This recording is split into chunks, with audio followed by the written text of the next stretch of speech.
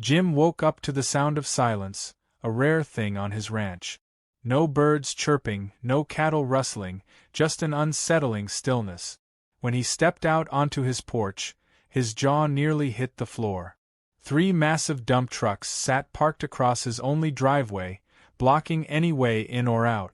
Their engines were off, but they loomed like iron barricades, their hulking frames casting long shadows in the early morning sun. He let out a slow breath, rubbing the sleep from his eyes, half hoping this was some bizarre dream. But then he saw her, Margaret, the HOA president, standing there with her clipboard and smug grin, arms crossed like a queen surveying her kingdom. Jim strode toward her, his boots crunching against the gravel. "Mind telling me why there are 3 dump trucks blocking my driveway?" Margaret adjusted her oversized sunglasses and gave him a saccharine smile. "Oh, Jim. It's simple, really. The HOA has deemed this road a community pathway, and as such, we're implementing new traffic regulations. These trucks are here for safety reasons. You wouldn't want any accidents, would you?" Jim let out a dry chuckle. "Lady, this isn't a community road. It's my driveway. On my land." She clicked her tongue and flipped through her clipboard. "Actually, according to the new zoning regulations, which the HOA has recently put into effect, this road is now under HOA jurisdiction.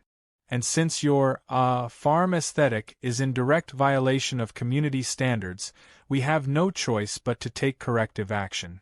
Jim stared at her, dumbfounded. "You do realize this ranch existed long before your HOA, right? In fact, your little cookie-cutter neighborhood wouldn't even be here if my granddaddy hadn't sold off a fraction of this land decades ago." Margaret's smile never wavered. "Times change, Jim. And if you'd like, we can discuss options. A membership fee, perhaps? Or we could negotiate new property guidelines that might be more accommodating." Jim took a slow step forward, lowering his voice. "You just messed with the wrong cowboy." Margaret smirked, clearly unimpressed, but Jim wasn't joking. He turned on his heel and walked back toward the house, already planning his next move. This wasn't just some petty HOA squabble. They were trying to force him out, just like they had done to other landowners before him. The difference? Jim wasn't just another landowner. He called up an old friend, Dave, who worked in the county records office. "Hey, I need some files pulled. Specifically, the land records around the HOA." Dave whistled low. "Something going on?" Jim sighed, watching the dump trucks still idling outside his property. "Oh, just the usual. HOA overstepping its bounds. But I have a feeling they don't know what kind of land they're standing on." 2 hours later, Jim sat in Dave's cluttered office, sifting through decades-old documents. What he found made his stomach twist with laughter. His grandfather hadn't just sold off land, he had leased it. And that lease? It had a clause stating that ownership could revert back to Jim's family if certain conditions were met. Conditions that, as it turned out, the HOA had violated years ago. Jim leaned back in his chair, grinning. "Well, I'll be damned." Dave shook his head. "You're sitting on a legal goldmine, Jim. The HOA's got no real claim here. In fact, from what I see, most of their neighborhood is technically still your land. They've just been skating by because no one ever challenged it." Jim's grin widened. "That's about to change." By the next morning, the first strike was in motion. Jim put up large "No trespassing" signs at every entry point into the HOA neighborhood. People woke up confused, stepping outside to see their roads suddenly blocked off by wooden gates and posted warnings. It didn't take long for the phone calls to start flooding into Margaret's office. She arrived at Jim's ranch in record time, red-faced and fuming. "Jim, what is the meaning of this?" He leaned against a fence post, tipping his hat. "Just enforcing my property rights. Turns out I still own this land, including the streets leading to your lovely little neighborhood." Margaret's face twisted with disbelief. "That's ridiculous. We have a fully operational HOA." Jim pulled out a manila folder and handed it to her. "Not anymore. You see, your HOA technically doesn't have jurisdiction because you've been squatting on land that never legally belonged to you. I have the paperwork to prove it, which means every rule you've ever enforced. Invalid. Margaret flipped through the pages, her hands shaking slightly. This has to be a mistake. Jim shrugged. Could be. Or it could be the fact that you just tried to block my driveway on land that was never yours to begin with. Margaret's jaw clenched, but she wasn't backing down yet. You can't just cut off an entire community from the main roads. Jim chuckled. You mean like you tried to do to me? For the first time, she looked unsure. She turned, marching back toward her car, but Jim could see the wheels turning in her head. This wasn't over. And Jim? He wasn't done yet. That night, he made a few more calls. By morning, the HOA would realize they weren't just dealing with an angry rancher. They were up against a man who, quite literally, owned the ground they stood on. And if they wanted to keep their precious neighborhood, they were going to have to play by his rules. Margaret was not the type to admit defeat easily. By the next morning, she was back, this time with a small army of HOA board members trailing behind her like ducklings. Their neatly pressed polo shirts and stiff postures screamed of self-importance, and Jim had to bite back a smirk. They stood at the edge of his ranch, glaring at the newly erected gates blocking their roads. The sun had barely risen, but it was clear they had been up all night scrambling for a solution. Jim leaned against his fence, watching them like a man watching a pack of stray dogs sniffing around territory they didn't belong in. Margaret stepped forward, her smile thin and brittle. Jim, we need to talk. Jim tipped his hat. Go on, I'm listening. Margaret's jaw tightened. This little stunt of yours has caused quite a bit of disruption. Our residents can't access their homes properly, and the HOA is receiving a flood of complaints. Jim let out a low chuckle. You mean like when you blocked my driveway with 3 dump trucks? You'll have to forgive me if I don't have a whole lot of sympathy. One of the board members, a wiry man with an obnoxiously deep frown, stepped forward. You don't have the right to do this. The HOA operates within legal jurisdiction, and you're in violation of community standards. Jim pulled out the same manila folder from the day before, flipping it open lazily. You might want to check your facts. This land is mine. The streets leading to your neighborhood? Also mine. And according to these papers, I have every right to revoke access if I see fit. Margaret's smile faltered, but she wasn't ready to give up just yet. Be reasonable, Jim. We can come to an agreement. Maybe we can work something out, negotiate terms that work for both parties. Jim raised an eyebrow. Oh, now you want to negotiate? Where was that attitude when you were trying to extort me for HOA fees I never agreed to?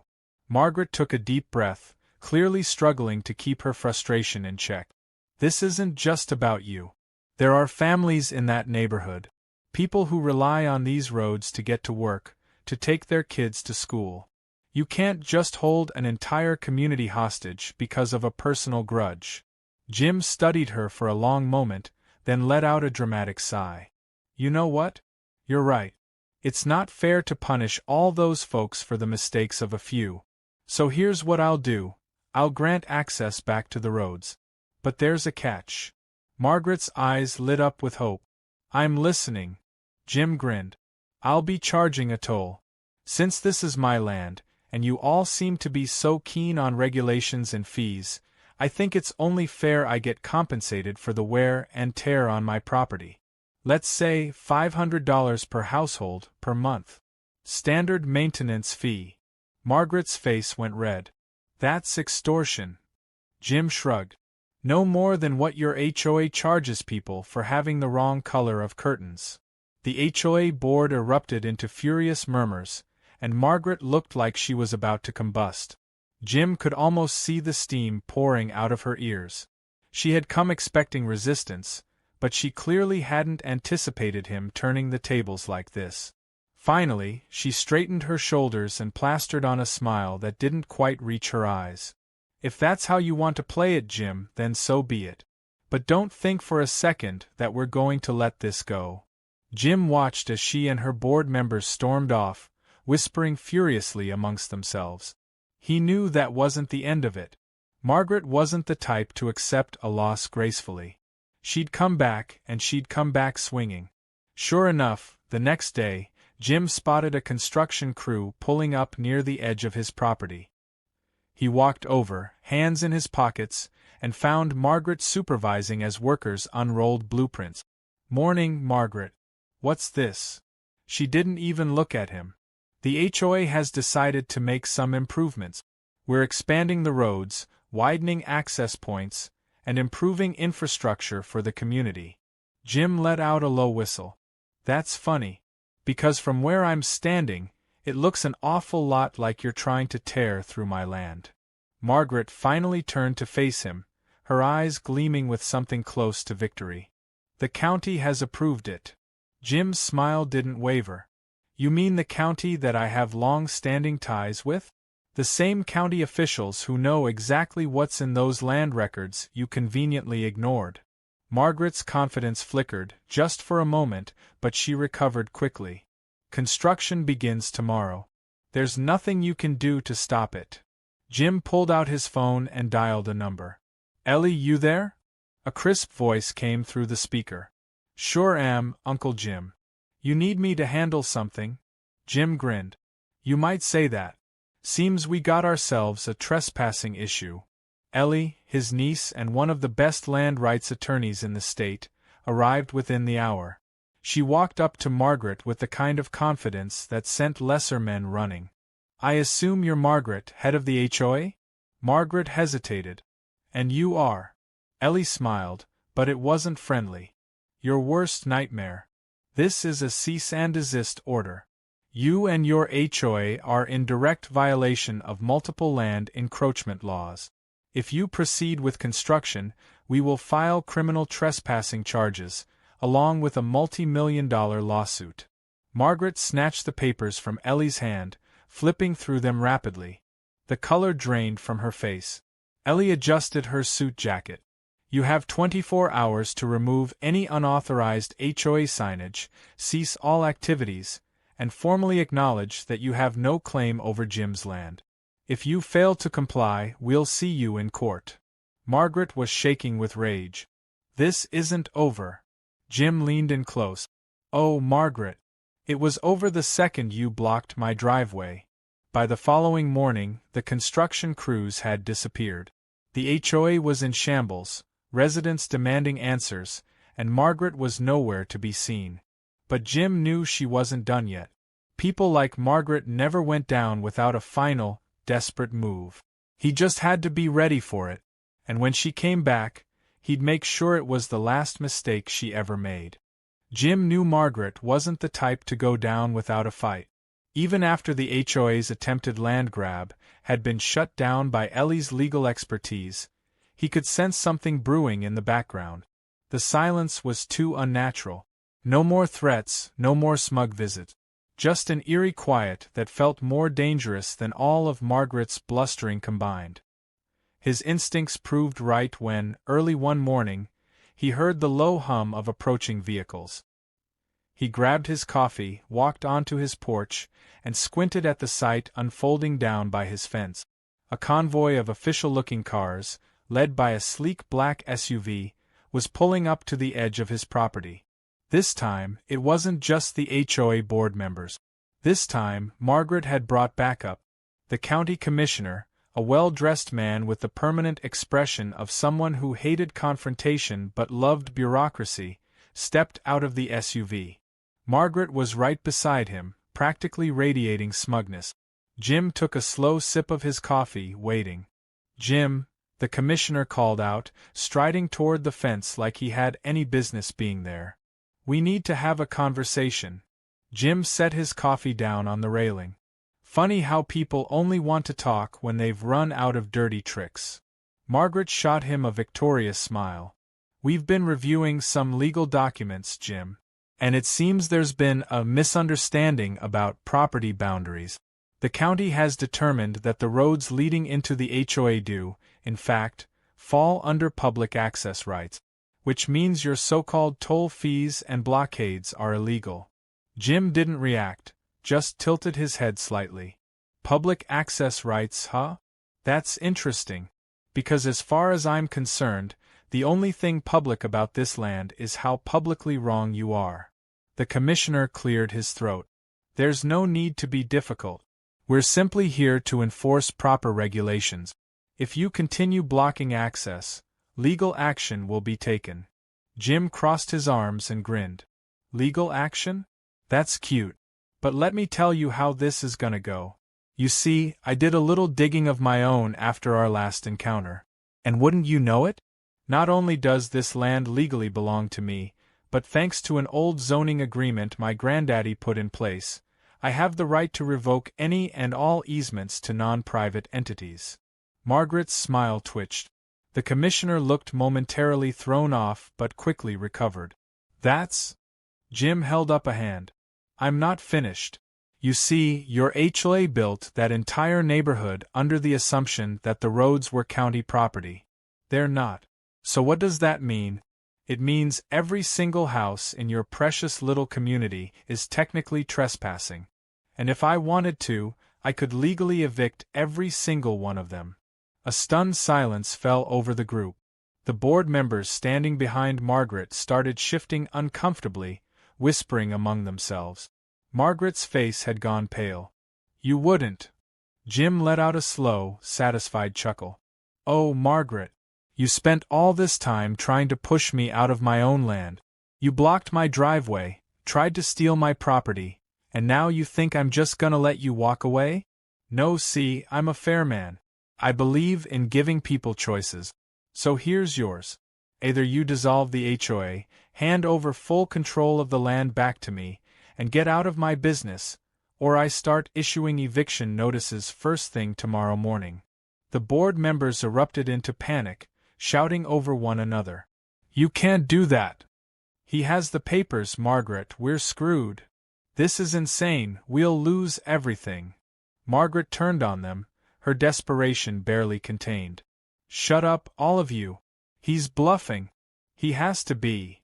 Jim simply walked up to his fence, leaned against it, and smiled. Try me. The next few minutes were a whirlwind of chaos. The HOA board started splintering, members breaking off to side with Jim, realizing that staying with Margaret meant financial ruin. The commissioner, realizing that his involvement had just put him in the middle of a legal disaster, started backing away, mumbling about needing to check with legal advisors. And Margaret? She stood frozen, gripping her clipboard so tight her knuckles went white. By the time the sun had started dipping lower in the sky, it was over. The HOA was effectively dissolved, the residents turning against their once powerful board, demanding refunds, explanations, and apologies. The once mighty force that had bullied so many landowners had crumbled in a matter of hours. Jim, never one to let an opportunity go to waste, decided to celebrate. The next day, he threw a massive barbecue right on his ranch, inviting all the former HOA members who had secretly despised Margaret's rules but had been too afraid to speak up. The smell of smoked brisket and grilled corn filled the air, laughter and music echoing across the field. The sheriff showed up just to shake Jim's hand and laugh about the whole ordeal. I gotta admit, Jim, that was one hell of a way to take down an HOA. Jim grinned, tipping his hat. They started it. I just finished it. As the sun set, Jim leaned back in his chair, watching the fire crackle in the pit. He had won. He had not only defended his land but completely dismantled the very people who had tried to take it from him. But just when he thought it was all over, his phone buzzed. A text from an unknown number. Jim opened it and raised an eyebrow. It was an offer. A billionaire developer had caught wind of the situation and was interested in buying up the land where the HOA used to be. The offer was generous, to say the least. But Jim wasn't about to let just anyone take over. He dialed the number. A smooth voice answered. Mr. Walker, I assume you've seen our proposal? Jim smirked. I have. And I'm interested. But under one condition. The voice on the other end hesitated. And what's that? No HOAs. Ever. A chuckle. That can be arranged. Jim hung up, chuckling to himself. Not only had he beaten Margaret, but he was about to make a fortune off the very land she had tried to steal. And as for Margaret? She was nowhere to be found. Word had it she skipped town, unable to face the fallout of her downfall. A week later, Jim was back on his porch, coffee in hand, watching the sun rise over his land. No HOA, no threats, no dump trucks blocking his driveway. Just peace. And it was exactly how it should be.